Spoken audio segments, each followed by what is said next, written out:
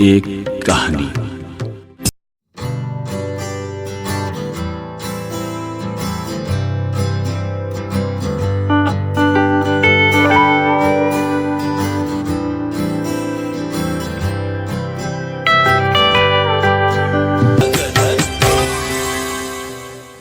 नमस्कार श्रोताओं, मैं राही राम साकल्ले अपने एक दोस्त की जीवन की कहानी आपके साथ साझा करना चाहता हूं, जिसने बिहार के एक छोटे से गांव में भारत के सर्वश्रेष्ठ कॉलेज में पढ़ने का सपना देखा और उसे हासिल भी किया।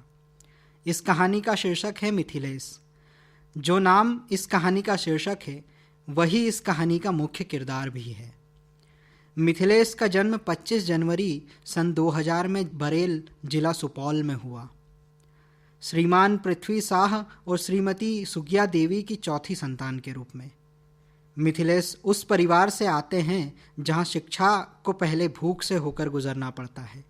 माता पिता किसानी और दिहाड़ी करके बच्चों का पालन पोषण कर रहे थे। इसके बावजूद उन्होंने बच्चों को शिक्षा के लिए प्रेरित किया और स्कूल में दाखिला करवाया। लेकिन पिता का संघर्ष और माता का परिश्रम देखते हुए मिथिलेश के बड़े भाई लक्ष्मी शाह ने अपनी पढ़ाई को एक टीस के साथ छोड़ दिया। मिथिलेश अब भी पढ़ाई में लगन के साथ लगे हुए थे। 60% के साथ 10वीं में उत्तीर्ण हुए और अथक प्रयास के बाद 56% के साथ 12वीं पास की। मिथिलेश को हमेशा से मार्गदर्शन की लालसा रही, लेकिन स्कूल के दौरान उसे कभी भी मार्गदर्शन नहीं मिल पाया। 12वीं के बाद गांव से 18 किलोमीटर दूर ग्रेजुएशन के लिए मिथिलेश सहरसा आया, जहां उसकी मुलाकात अपने ही कॉलेज के एक सीनियर से हुई। वो NIT से MCA करने के लिए इंदौर से नीमसेट की तैयारी कर रहा था। उसने मिथिलेश को बताया कि कैसे तुम भी MCA कर सकते हो NIT कॉलेज से। मिथिलेश के मन में जिज्ञासा जागी। उसने और भी सवाल किए, पूछा कैसे होगी तैयारी, कहाँ से करनी होगी, कितनी मेहनत करनी होगी। उसने सब कुछ जाना, साथ ही उस कोचिंग की फ़ीस भी।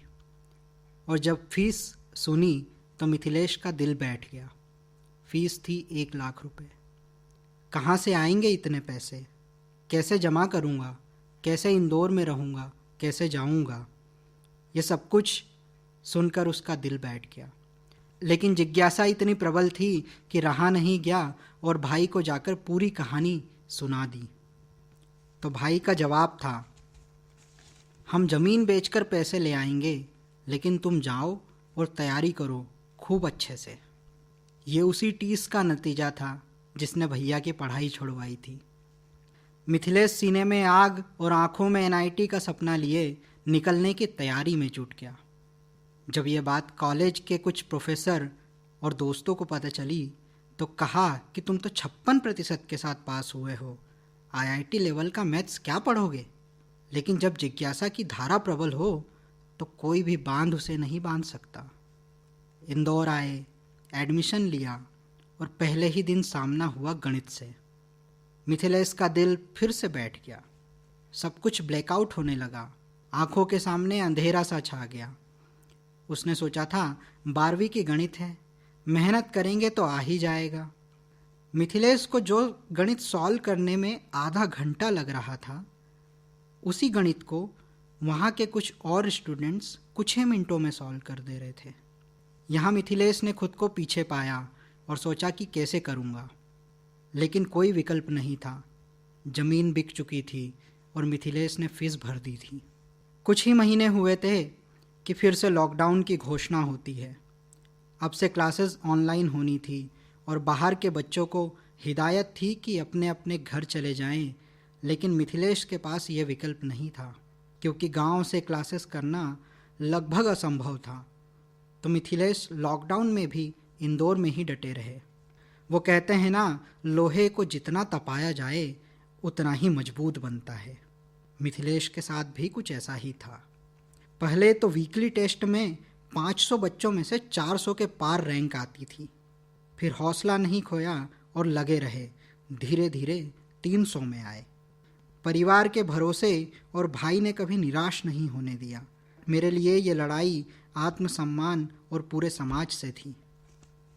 मिथिलेश बताते हैं कि परिवार के ऊपर पहले ही बहनों की शादी का कर्ज था और ऊपर से मेरे लिए ज़मीन बेच दी तो हमें किसी भी तरह से एनआईटी तक पहुंचना ही था। अब लॉकडाउन में सख्ती बढ़ने लगी, जिसके कारण मजबूरन मिथिलेश को गांव जाना पड़ा। वह अपनी कॉलेज के हॉस्टल में ही ठहर गया। एक वक्त था जब मिथिलेश दिन भर में 50 बार अपने कमरे से बाहर निकलता था और अब सिर्फ 1 या 2 बार। इसी परिवर्तन के चलते अब मिथिलेश की रैंक टॉप 100 में आने लगी। लेकिन मंजिल अब भी दूर थी। कंपटीशन पूरे भारत के बच्चों से था, ना कि सिर्फ कोचिंग के। मिथिलेश 14 से 15 घंटे रोजाना पढ़ता था।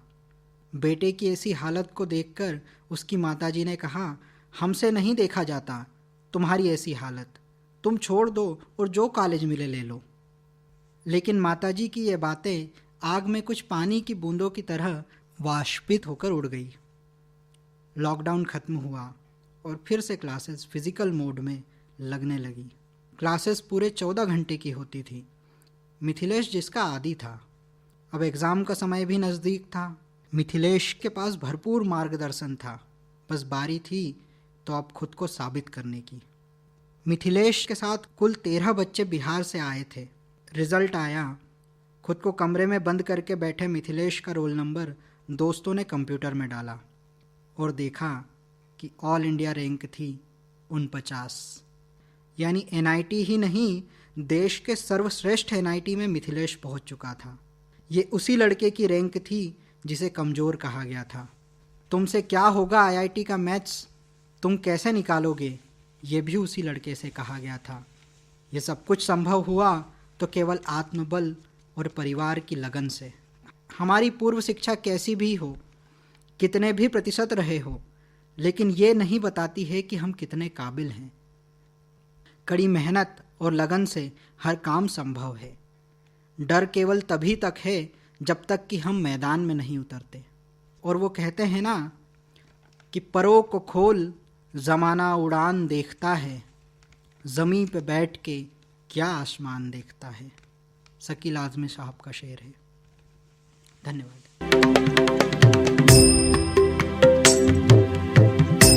एक कहानी।